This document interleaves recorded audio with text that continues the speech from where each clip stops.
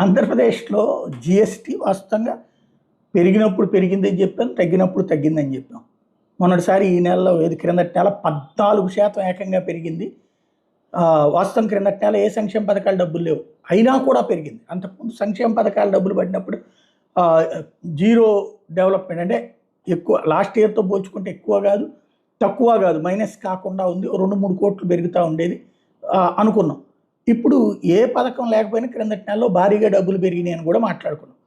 అదే సందర్భంలో వాస్తవంగా అయితే ఈ 14-15 నెలల్లో టోటల్గా 3 సార్లు ప్లస్ వచ్చినాయి, 2 సార్లు తటస్థంగా ఉంది, అంటే జీరో గ్రోత్, ఎదుగుదల. మిగతా నెలలన్నీ కూడా మైనస్ గ్రోత్ ఉన్నాయి. అయితే అది పబ్లిక్లో నెగిటివ్ అవుతుంది కాబట్టి ఎలా కవర్ చేస్తారు చూడండి. అంచనాలకు మించి జిఎస్టీ వసూళ్ళు. అంచనా అనేది ఎవరేస్తారు? మనం వేస్తాం. 100 కోట్లు అనుకుని అంచనా వేసాం,